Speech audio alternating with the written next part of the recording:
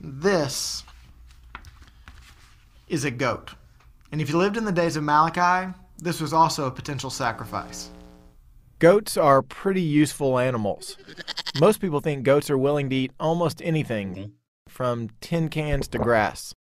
The digestive systems of a goat allows nearly any organic substance to be broken down and used as nutrients.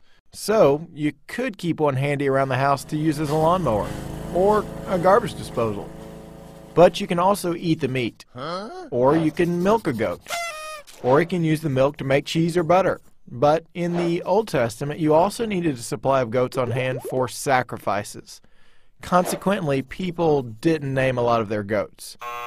The book of Leviticus talks a lot about goats, and it talks about what to do with them.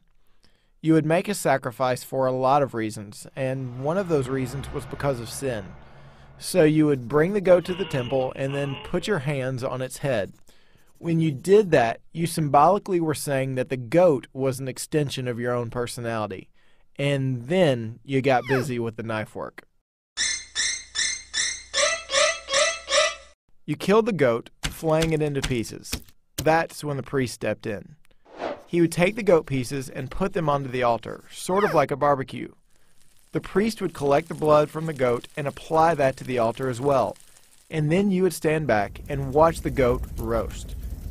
You would wait until the meat was totally consumed by the flames, and that was a symbol of the total dedication on the part of the one offering the sacrifice.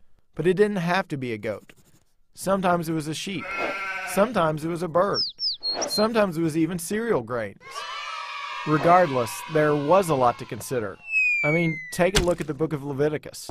There are somewhere around 250 verses there about the way to do sacrifices. That doesn't count all the instructions about what animals are clean and unclean, what actions require what offerings, the condition of the priest presenting the offerings, and the other stuff about mildew and skin diseases. It's pretty extensive. God was serious about sacrifices, and he meant for his people to be serious about it too. In fact, one of the common things about all the sacrifices was that they had to be unblemished, perfect, unspotted, the best. They were supposed to bring their best for a few reasons, the simplest of which is that God deserves the best. After everything he did for his people, it wasn't too much to ask that his people brought their best to him. But bringing their best to offering was also an act of faith.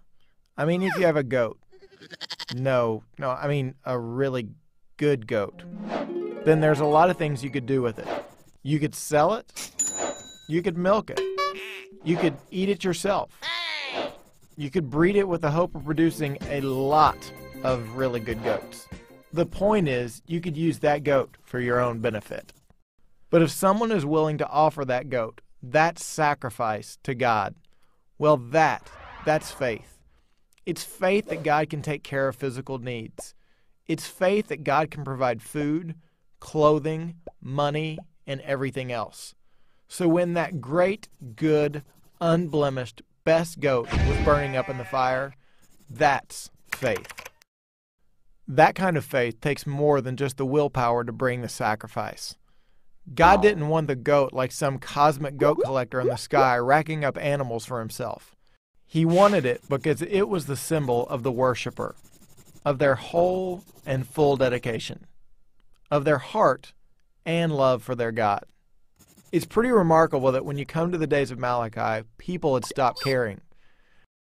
They were bringing goats with broken legs, birds with spots, lambs that were discolored, sacrifices that fell short. And those weak sacrifices revealed the weakness of their commitment to God.